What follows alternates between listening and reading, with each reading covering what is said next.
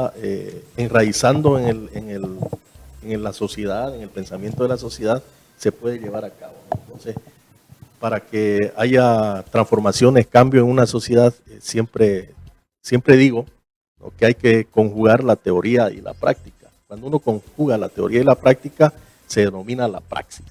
La praxis. Entonces, la teoría, vamos a decir, que es la parte teórica, valga la redundancia, de la práctica, ¿no?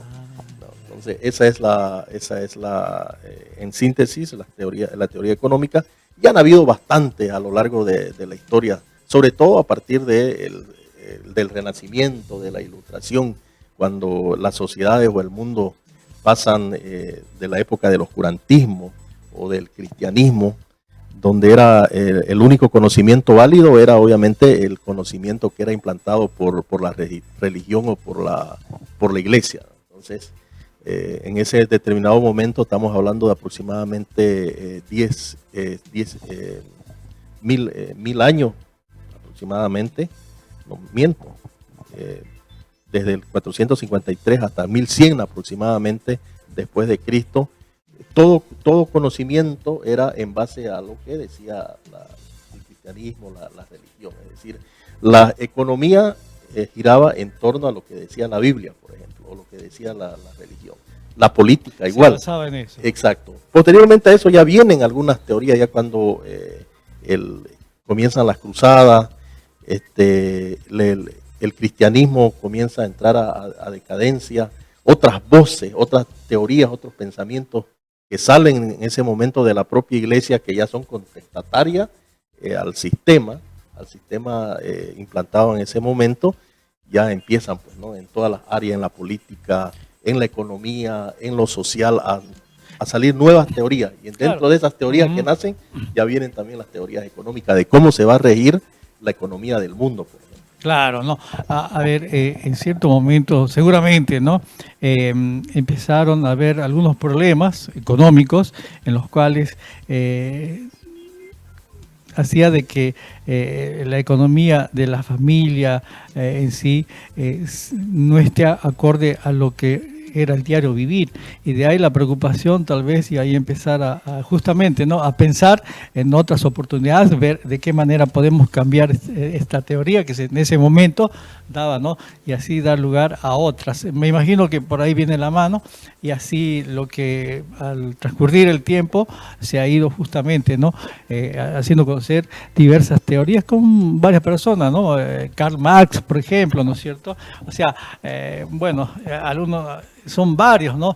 Pero para que la gente tome en cuenta por el nombre, ¿no?, que es conocido el marxismo, ¿no?, más claramente, así que para que la gente vaya tomando en cuenta. Correcto. Entonces, por ejemplo, ya a partir de cuando se pasa esa etapa del oscurantismo, ya surgen algunas teorías, ¿no?, en el ámbito económico. Por ejemplo, el mercantilismo. Comienza, de esta época, por ejemplo, es la época donde se descubre América, ¿no?, porque ya los países, los estados comienzan a abrirse a otros, o sea, comienza la transacción, si vale el término, ¿no? Entonces, ahí empieza en el siglo XVI, XVIII, justamente en la época del Renacimiento. Después viene en el XVIII en sí la fisiocracia. Por ejemplo, el mercantilismo, que era ideas que consideran que la prosperidad de un estado depende de la acumulación de capital. Eso es lo básico de la teoría del mercantilismo. De la fisiocracia, por ejemplo, que surge en contraposición del mercantilismo, porque el mercantilismo nace en Inglaterra y la fisiocracia nace en Francia, por ejemplo. Entonces ahí dice... En Europa estamos hablando. Estamos hablando, exactamente, ¿no? Porque las teorías económicas, políticas y todo que nos han llegado a nosotros han sido europeas. O sea, el viejo mundo. Claro, nosotros no nos llegaron, por ejemplo, las teorías económicas, políticas en ese momento de Asia, por ejemplo. La historia hubiese sido diferente, ¿no? Tal vez. Claro, ¿no? Porque China, por ejemplo, tenía la ruta de la seda, ¿no? Iba a las Indias, a esos lados del mundo. Entonces, la fisiocracia, ¿no?, nace en reacción al mercantilismo. ¿Qué sostenían los fisiócratas?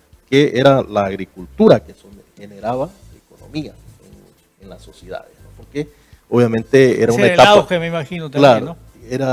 Era la época del feudalismo, o sea, de la transición del feudalismo al capitalismo, y evidentemente los grandes estados, las monarquías en ese momento, ¿de dónde sacaban los impuestos? De los que se dedicaban a la agricultura. Entonces, decía, por eso los fisiócratas dicen, no, aquí lo que genera economía en las sociedades es la agricultura, ¿no? Y eso lo mantienen en contra del mercado. Esa era la utilidad, ¿no? Exactamente. Ya. Después ya en el siglo XX, que es la teoría tal vez más conocida que tenemos nosotros acá en Latinoamérica, es el keynesianismo.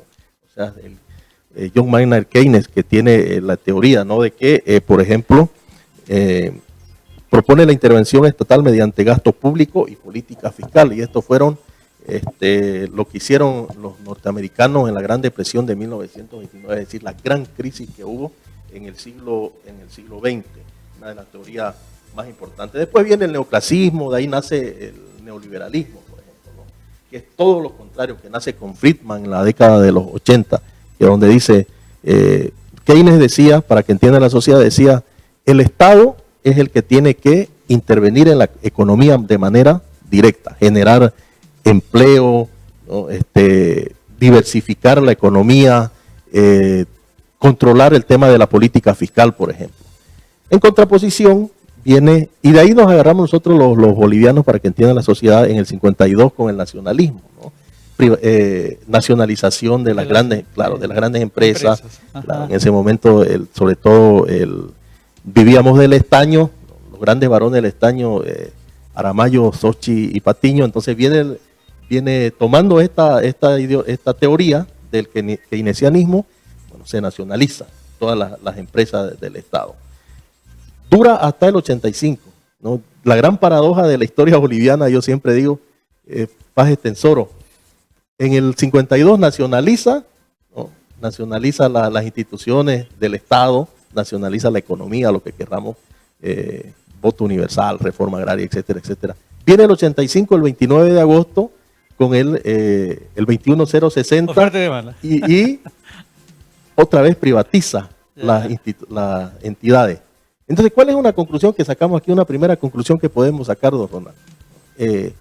Hay ninguna, yo siempre digo, puedo estar equivocado, ¿no?, pero haciendo el análisis ya bastante tiempo y viendo la realidad nacional, ninguna teoría es buena y ninguna teoría es mala para solucionar un problema, ¿no? Tenemos un cuadrito, ¿no? Creo. Sí, cada teoría tiene su... A ver, pongamos el cuadrito para que así vayamos en este momento a ver justamente lo que acaba de decir, porque es bastante interesante y así la teleaudiencia va tomando en cuenta lo que en este momento, ¿no? Es un cuadro en el cual usted va a poder apreciar justamente, ¿no?, las diferentes teorías de grandes pensadores que se tuvo. Ahí está. Bueno, a ver. Un poquitito para que grafiquemos lo que usted está diciendo. Entonces, en base ya a las teorías que hay, mire esto aquí. Ahí está, la primera que decía. Exacto. Entonces, por ejemplo, este cuadrito lo he hecho con la inteligencia artificial, he comparado las teorías más o menos que podrían ser aplicadas a la crisis de nuestro país. Por ejemplo, si nosotros en nuestro país, porque ningún candidato, usted ve la propuesta, nos habla de alguna teoría, dice, no, vamos a utilizar tal teoría para solucionar el problema económico de nuestro país, ¿no? Se lanzan nomás. Porque el consenso es crédito, buscar bajos intereses a largo plazo. Exacto. Hay un consenso en ese tema, ¿no? Exacto. Entonces, digamos, si fuéramos a aplicar a la crisis el keynesianismo en nuestro país, ¿no?, propone gasto público para estimular demanda, pero Bolivia ya obviamente gasta demasiado. Entonces, parcialmente nos serviría la teoría. La primera, digamos. Ahora, ¿cuál sería la limitación? Como está ya en el cuadrito, puede agravar el déficit y aumentar la deuda. Ya se aplicó y agotó, digamos, la teoría, ¿no?, del nacionalismo, es decir, de que el Estado sea el interventor directo de la economía. La otra teoría es el monetarismo. Podría ser de manera parcial que se podría aplicar esta teoría. Esta teoría, por ejemplo, ayuda a controlar la inflación y disciplina monetaria, control del dinero y tasas. Por ejemplo, el monetarismo en estos momentos nos serviría de manera parcial, porque como no hay dólares, hay un dólar oficial que es 6.96, pero que no hay, y solo hay el dólar en el mercado negro, que ahorita debe estar 13 o 14 aproximadamente. Entonces, parcialmente, el monetarismo no ayuda, no soluciona los problemas estructurales de producción ni informalidad, que ese es el otro problema, porque la economía en nuestro país, el 84% es de informalismo. La escuela austriaca, exacto, según la inteligencia Alta utilidad. según la inteligencia artificial, propone reducir intervención estatal, liberar mercado, restaurar señales económicas reales. ¿Cuáles son sus limitantes? Su implementación abrupta puede generar tensiones sociales, como lo fue con el 21060, por ejemplo, en el 85, ¿no? Que generó bastante, por ejemplo, la gente que se dedicaba a la minería, como se privatizó, tuvieron que irse, por ejemplo, de Oruro, de Potosí, y la mayoría de eso llegan al Chapare. Entonces esa gente fue la que de alguna manera se sintió relegado de donde vivía en ese momento y comienzan un nuevo, imagínense cómo una cosa lleva a la otra. De ahí es una de las bases fundamentales que nazca, por ejemplo, el movimiento al socialismo a la cabeza de Evo Morales, ¿no? ¿Por qué? Su implementación del 21060 fue de manera abrupta, es decir, llegó Paz Extensoro a la presidencia el 29 de agosto de 1985, su frase "Bolivia se nos muere", implementamos el neoliberalismo, el libre mercado, la libre oferta y demanda. Y, ¿no? Exacto, ¿no? Sí, entonces, eso. Después viene la escuela austriaca. CEPAL. La CEPAL, aquí está. Sería una teoría aplicada de manera moderada. Propone industrialización, integración regional y sustitución de importaciones, útil para mediano y largo plazo. Obviamente, de alguna manera, esta economía ahorita fue la que ha estado más en boga en nuestro país, ¿no? Con el tema de la industrialización y la integración regional y la sustitución de importaciones, que ha hablado bastante en los últimos años, lo hemos escuchado al presidente Luis Arce. Sí, Entonces, bastante. Pero ¿cuál es la limitante? Requiere inversión pública inicial y ahí estamos. Claro, difícil en crisis fiscal, porque ahorita el Estado no tiene dinero, ¿no? Para intervenir. El marxismo, según la inteligencia artificial, ¿no? Inadecuada para hoy, dice, mayor estatismo, nacionalización, planificación central, ya se aplicó parcialmente. Entonces, ¿cuáles son las limitaciones del marxismo? Que usted señalaba, ¿no? Hablaba del marxismo, genera desincentivos a la inversión y fuga de capital. Y por último, el neoclasismo o el liberalismo clásico, ¿no? Que podría adoptarse de manera moderada, defiende el libre mercado, propiedad privada, disciplina fiscal. ¿Cuáles son las limitantes? Necesita condiciones previas de institucionalidad fuerte. Lamentablemente el Estado boliviano hoy día no tiene una institucionalidad fuerte.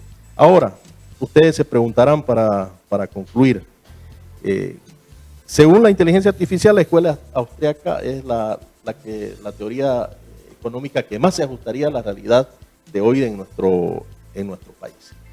Pero también hay que ser consciente que ninguna teoría sola hace la diferencia. Hoy día vivimos el siglo XXI, hay una fuerte discusión. Algunos, por ejemplo, nos gusta hablar de ideología, aquí como el dicen Chaurara, que va a ser el próximo entrevistado, ¿no? Se habla mucho de ideología hasta el siglo XX, pero hoy los nuevos autores o los nuevos teóricos de la economía y de la política mundial ya no hablan de ideología, sino que hablan de ideas. O sea, el siglo XXI es una era no de ideología, sino de implementación de ideas y de la hibridación tanto de la política como de la economía. Pero que van de la mano, en realidad. Exacto. Entonces, un claro ejemplo es China. China, por ejemplo, en el ámbito político, netamente comunista, pero en el ámbito económico, libre mercado, es decir, tiene relaciones económicas con todo el mundo. Es más, se preocupó en lo híbrido, exacto. Entonces se preocupó de exportar. Entonces toda su producción agarra y exporta. Recuperó la ruta de la seda, por ejemplo, del año 1600 y algo, y entonces exporta. Entonces, económicamente hablando, China, vamos a hablar libre mercado, neoliberal, como queramos denominarlo, ideológicamente comunista, políticamente hablando. Entonces, uno hace la comparación y los análisis. Los países que hoy por hoy crecen más económicamente son los países que han tomado como teoría la hibridación, es decir, de cada teoría económica o de cada teoría política han sacado lo mejor. No hay, hoy por hoy ya no hay un modelo puro, no hay una ideología pura, no hay una teoría pura, ¿no? Para que la gente entienda, por ejemplo, cuando en nuestra antigüedad, en la época de acá de Vicente Méndez, ¿no? Por ejemplo, por ejemplo, comeríamos masaco, era el masaco con la manteca de chancho. Ya. ¿No? Ya eso era el masaco puro.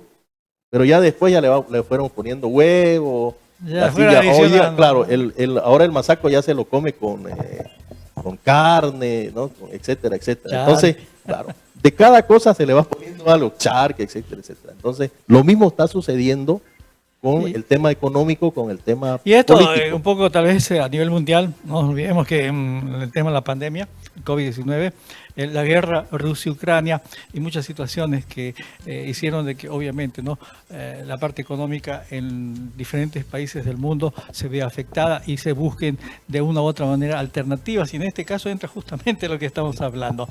Lamentablemente nuestro enemigo número uno, el tiempo. Este es para más, pero un poco el contexto de lo que es la teoría económica creo que se ha Este fue un visto. taller de unas 3 horas. Sí, Para entenderlo mínimo. Este es un pequeño pantallazo nada más para que existe la teoría económica y de ahí se pueden sacar cosas buenas. Pero